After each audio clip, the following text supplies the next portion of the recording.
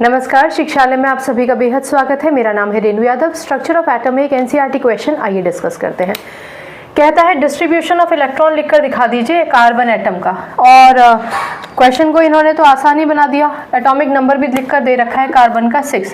तो अब आप बहुत अच्छे तरीके से जानते हैं कि कभी भी अगर आपको कॉन्फ़िगरेशन लिखना हो या डिस्ट्रीब्यूशन ऑफ इलेक्ट्रॉन लिखना हो, डिस्ट्रीब्यूशन ऑफ इलेक्ट्रॉन का मतलब होता है इलेक्ट्रॉनिक कॉन्फ़िगरेशन, ठीक है ना। इसको हम इलेक्ट्रॉनिक कॉन्फ़िगरेशन भी बोलते हैं, इलेक्ट्रॉनिक कॉन्फ़िगरेशन। तो अगर आपको इलेक्ट्रॉनिक कॉन्फ़िगरेशन लिखना होता है तो आप क्या करते हैं, शेल्स बनाते हैं। के शेल बना लिया, एल शेल बना लिया। अब आपके पास टोटल एटॉमिक नंबर कितना है किसी भी एलिमेंट का, टोटल एटॉमिक नंबर ही उन्होंने आपको 6 दे रखा है। और आपको पता है कि पहले शेल में 2 इलेक्ट्रॉन आते हैं और दूसरे शेल में जितने इलेक्ट्रॉन बचे हैं उतने दे दीजिए। तो एटॉमिक नंबर अगर 6 है तो पहले शेल में तो 2 इलेक्ट्रॉन आएंगे, दूसरे शेल में कितने इलेक्ट्रॉन बचे, 2 में 4 ऐड कर दीजिए, 4। इसका मतलब इसका कॉन्फ़िगरेशन या फिर distribution of electron, distribution of electron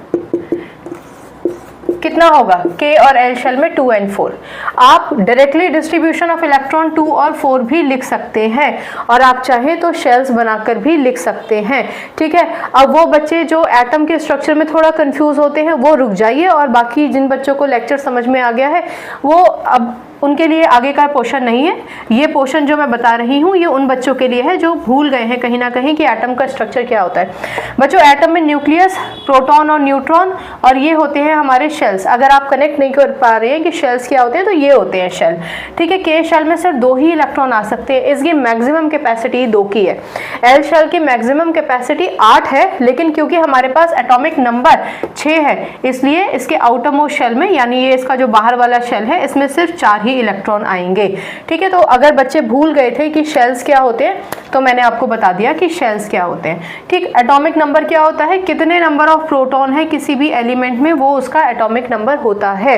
जब तक कोई भी एलिमेंट जब तक कोई भी एटम अपने इलेक्ट्रॉन्स को देता लेता या शेयर करता नहीं है तब तक number of proton number of electrons के बराबर होते हैं। जैसे यहाँ पर नंबर ऑफ प्रोटॉन 6 हैं और आउटर मोस्ट शेल्स, दोनों शेल्स में मिलाकर भी टोटल नंबर ऑफ इलेक्ट्रॉन्स 6 ही हैं।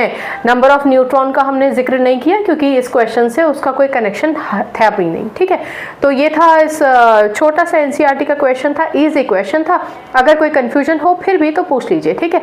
बाकी केमिस्ट्री से अपनी केमिस्ट्री अच्छी बनाइए, शिक्षालय आइए। अगली बार मिलने तक अपना ख्याल रखिए, खुश रहिए, नमस्कार।